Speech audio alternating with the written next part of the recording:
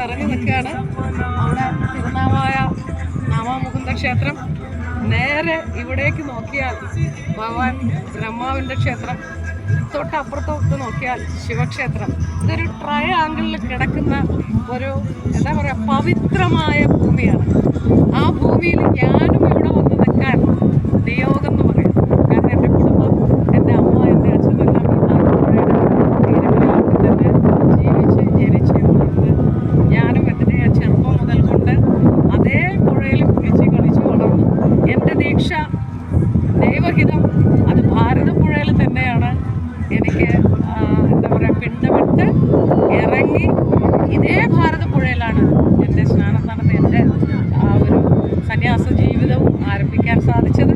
നിയോഗം പോലെ ബ്രഹ്മാവിൻ്റെ ക്ഷേത്രത്തിൽ ഇന്നലെ കൊടിമരത്തിൽ കൊടി ഉയർത്തുമ്പോൾ അതിനും സാക്ഷിയാകാൻ എനിക്ക് പറ്റി.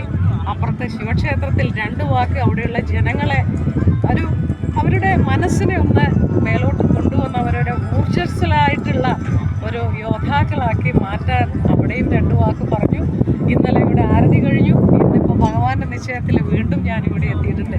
എല്ലാം ഭഗവാൻ എന്നെ നടത്തുന്നു എന്നല്ലാതെ ഞാൻ ആരുമല്ല. ഞാനൊരു ചെറിയ ഭാഗവാക്ക് മാത്രമാണ്. ലോകത്തിന് തന്നെ ലോകാസമസ്ത സുഖിനോ ഭവന്തു എന്ന് പറയുന്നത് തന്നെ എല്ലാവർക്കും നന്മയുണ്ടാകട്ടെ, സന്തോഷമുണ്ടാകട്ടെ എന്ന്. മാതാജി ചില സമയങ്ങളിൽ അങ്ങ് ഇടപെട്ട് എന്ന് പറഞ്ഞല്ലോ, അതൊന്ന് വിശദമാക്കാമോ? ഓർമ്മയുണ്ടാകും. നമ്മുടെ ശബരിമല വിഷയം വളരെയധികം കത്തിപ്പടർന്ന സമയത്ത്, അയ്യപ്പന്മാരെല്ലാം ഇങ്ങനെ അടിച്ചൊതുക്കപ്പെടുന്ന സമയത്ത് എങ്ങനെ മുന്നോട്ട് പോകണമെന്ന് എനിക്കൊരു ചിന്തയില്ലാത്തപ്പോൾ വായ മൂടിക്കെട്ടി ശബരിമലയിൽ പോയി അയ്യപ്പന്മാരെ തല്ലരുത്, മാലയിട്ടാൽ എല്ലാവരും സ്വാമിയാണ്, ആ സ്വാമിമാരെ തല്ലാൻ പാടില്ല എന്നുള്ളൊരു സന്ദേശം അവിടെ എത്തിക്കാനും സെൻട്രൽ ഗവൺമെൻറ്റിനെ ഒരു വിവരം അറിയിക്കാനും, കാരണം ഇങ്ങനെ ചില സംഭവങ്ങൾ ഇവിടെ നടക്കുന്നുണ്ട്, അതൊന്ന് ശ്രദ്ധയിൽ പെടണം എന്നുള്ളൊരു ചിന്ത കൊണ്ടാണ് ഞാൻ അങ്ങനെ ചെയ്തത്. അത് കഴിഞ്ഞിട്ട് ചിത്രയാട്ടത്തിൽ ഒരു ബസ് നിറയെ സ്ത്രീകൾ ഇവിടെ നിന്ന് വന്നായിരുന്നു, പിന്നെ നമ്മുടെ തെലുങ്കാനയിൽ നിന്ന്. അന്ന് ഞാൻ ശരിക്കും പറഞ്ഞാൽ ശശികല ടീച്ചറൊക്കെ താഴെ നിന്ന് വിളിക്കുമായിരുന്നു, ഞങ്ങളെയൊക്കെ ഇവിടെ പിടിച്ചു നിർത്തിയൊക്കെയാണ്. അങ്ങനെ ഞാൻ സ്കൂട്ടറിനാണ് ഇവിടം വരെ പമ്പ വരെ എത്തുന്നത്. അങ്ങനെ അവിടെ പോയി 3 ദിവസം ആ പന്തലിലിരുന്ന് ആ വന്നവരെയൊക്കെ നമ്മൾ തിരിച്ചു പറഞ്ഞയച്ചു. ഇങ്ങനെ നിരന്തരം മണ്ണാറശാല ക്ഷേത്രകുളത്തിലെ കക്കൂസ് വേസ്റ്റ് ഇടുമായിരുന്നു.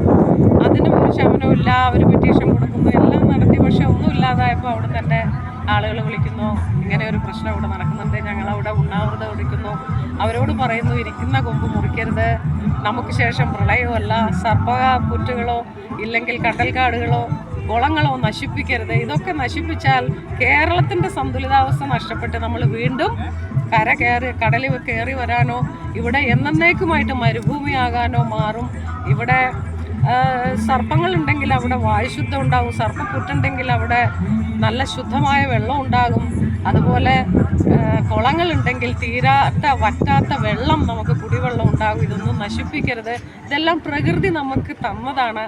അതിനെ മനുഷ്യരായിട്ട് കേവലം ഒരു 50, 60, 70, 80 വയസ്സ് മാത്രം പ്രായമുള്ള, പ്രായത്തിൽ ജീവിച്ചു മരിച്ചു പോകേണ്ട മനുഷ്യൻ പ്രകൃതി തന്ന ഒന്നും, മനുഷ്യനായിട്ട് ജീവജാലങ്ങൾക്ക് ജീവിക്കാൻ തന്നിരിക്കുന്ന ഒന്നും നശിപ്പിക്കരുത് എന്ന് പറഞ്ഞു. അതിൻ്റെ അടിസ്ഥാനത്തിൽ പിന്നീട് അവിടെ ആരും അങ്ങനെ ക്ഷേത്രകുളത്തിലേക്ക് കക്കൂസ് വേസ്റ്റൊന്നും അടിച്ചില്ല. അപ്പോൾ ഇതൊക്കെ ചിലപ്പോൾ ഞാൻ ഇവിടെ എത്താൻ ഒരു സന്യാസം ജീവിതം എന്നിൽ പറഞ്ഞിട്ടുണ്ടായിരിക്കാം. അതുകൊണ്ടായിരിക്കും ഞാൻ ഈ പല വഴികളിലേക്കൂടെ സഞ്ചരിച്ച് ദൈവത്തിൻ്റെ ഹിതം പോലെ ഞാൻ ഇവിടെ എത്തി നിൽക്കുന്നത്. ഇതിനൊന്നും എന്താ പറയുക, ഞാൻ ഒറ്റയ്ക്ക്, എൻ്റെ ഒരു സോൾ ഒറ്റയ്ക്ക് ഒന്നും ചെയ്യാൻ പറ്റില്ല. എന്നിൽ എൻ്റെ ഭഗവാൻ എന്നിലൂടെ ചില കാര്യങ്ങൾ നടത്തിയെന്നേ ഉള്ളൂ. ഞാൻ ആരുമല്ല. പൂർവാശ്രമത്തെ പറ്റി ഒന്ന് പറയാമോ? പൂർവാശ്രമത്തിൽ എന്തായിരുന്നു? പാടില്ല. കാരണം പൂർവാശ്രമത്തെ പറ്റി അതൊന്നും പറയാനുണ്ട്. നമ്മളൊരു സന്യാസി, അത് ഞാനാകട്ടെ വേറെ ഏതൊരു സന്യാസിയാകട്ടെ, ആ സന്യാസി ഒരു സന്യാസം സ്വീകരിച്ച് അവിടെ എത്തുന്നത് ആ മനുഷ്യൻ അല്ലെങ്കിൽ ആ ഒരു മനുഷ്യ സഞ്ചരിച്ച വഴികൾ അവർ ഈ സന്യാസത്തിലോട്ട് എത്താനുള്ളതാണ്. ആ വഴികൾ അവർ നടന്ന് അവരുടെ കർമ്മത്തിലേക്കൂടെ നടന്ന് അവരൊരു പൂർണ്ണ സന്യാസം സ്വീകരിക്കുമ്പോൾ 7 തലമുറയ്ക്ക് മേലെ പിണ്ടമിട്ട്, ആത്മപിണ്ടമിട്ട് ജീവിച്ചിരിക്കുന്ന മക്കൾക്കും പേരക്കിടാങ്ങൾക്കും അവർക്ക് താഴെ ജനിക്കാൻ പോകുന്നവർക്ക് 7 തലമുറയ്ക്ക് പിണ്ടമിട്ട് പേരും നാടും നാവും ഉപേക്ഷിച്ച് മുണ്ടനം ചെയ്ത് അവര് ഒരു സന്യാസിയായി മാറിയാൽ പിന്നീട് ഒരിക്കലും അവരോട് പൂർവാശ്രമം ചോദിക്കാനോ അത് പറയാനോ പാടില്ല. ഈ ചോദിക്കുന്നവർക്ക് നമ്മൾ ഇക്കണ്ട കാലം ചുമന്നുകൊണ്ട് നടന്ന നമ്മുടെ പൂർവ കഷ്ടപ്പാടുകൾ, ദുരിതങ്ങൾ ഈ ചോദിക്കുന്നവരിലോട്ട് വീണ്ടും ചേരും. നമ്മൾ ശുദ്ധീകരിക്കപ്പെടും, നമ്മൾ ദൈവത്തിങ്കിലേക്ക് വീണ്ടും എടുക്കും.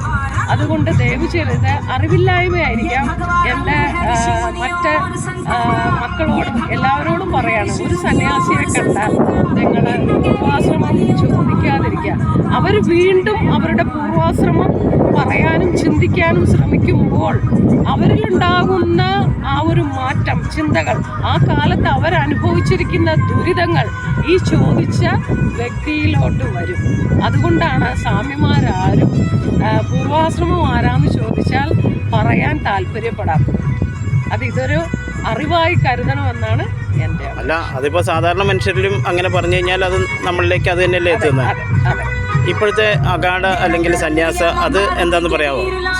ഏത് സന്യാസത്തിലാണ്? നമ്മുടെ ശങ്കരാചാര്യരുടെ പരമ്പരയാണ് ദശനാമി. ഏതാണ്? ശങ്കരാചാര്യരുടെ പരമ്പര ദശനാമിയുടെ. അപ്പോൾ അതിലെ ആശ്രമങ്ങളൊക്കെ എവിടെയാണ്? ആശ്രമങ്ങളൊക്കെ മങ്കര പ്രഭാകരാനന്ദ സരസ്വതി സ്വാമികൾ എടുക്കുന്നതാണ് ദീക്ഷയെടുത്തത്. സന്യാസിലേക്ക് വന്നിട്ട് എത്ര വർഷമായി? ഞാൻ കുറച്ചേ ആയിട്ടുള്ളൂ. എന്നെ എപ്പോഴും നിങ്ങൾ ചുവന്ന ഡ്രസ്സ് ഇട്ടിട്ടേ കാണുള്ളൂ. ഞാനൊരു ഉപാസകയായിരുന്നു.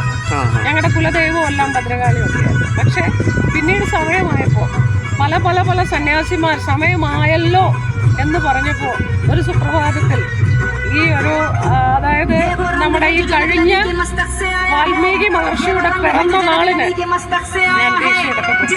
എനിക്കറിയില്ലായിരുന്നു അന്ന് പിന്നെ വാൽമീകി മഹർഷിയുടെ ജന്മദിനമാണ്. ഇന്ന് ഭദ്രകാളിയുടെ ദിവസമാണ്. ഭദ്രകാളിയുടെ ദിവസം ആണോ? അമ്മേ ഭഗവതി. കാളിക്ക് നഗരച്ചൊവ്വയാണല്ലേ? ഇപ്പോഴത്തെ പേരെന്ന് പറയാമോ? ഇപ്പോഴത്തെ ജ്യോതിപ്രിയാനന്ദ സരസ്വതി. അപ്പോൾ ആരെങ്കിലും അങ്ങനെ കാണണമെന്ന് വിചാരിച്ചാൽ ഏത് ആശ്രമത്തിലാണ് ഉണ്ടാകുക? അങ്ങനെയാ? ഞാൻ ശരിക്ക് ഉള്ളത് പറയാം. എന്നെ ആരും കാണാൻ വരാനോ ഇല്ലെങ്കിൽ ഞാൻ എന്തെങ്കിലും അവർക്ക് നൽകാനോ വേണ്ടി സന്യാസം സ്വീകരിച്ച ഒരാളല്ല. എൻ്റെ മോക്ഷപ്രാപ്തിക്ക് ഞാൻ തിരഞ്ഞെടുത്തൊരു വഴിയാണ്. കാരണം എൻ്റെ പ്രാരാബ്ദങ്ങളും ചുമന്ന് ഞാൻ നടക്കുന്നേക്കാൾ എൻ്റെ ദീക്ഷയോടുകൂടെ എൻ്റെ പ്രാരാബ്ദത്തെ ഞാൻ ഇറക്കി വെച്ച് എൻ്റെ സമാധാനത്തിനും എൻ്റെ സന്തോഷത്തിനും എൻ്റെ ആത്മമായിട്ടുള്ള ഒരു ആനന്ദത്തിനും വേണ്ടി ഞാൻ ദീക്ഷയെടുത്തതാണ്. ഇത്രയും വാക്കുകൾ ഞങ്ങളോട് സംസാരിച്ചതിൽ ഞങ്ങൾ കൃതജ്ഞത അറിയിപ്പിക്കുന്നു. നമസ്കാരം.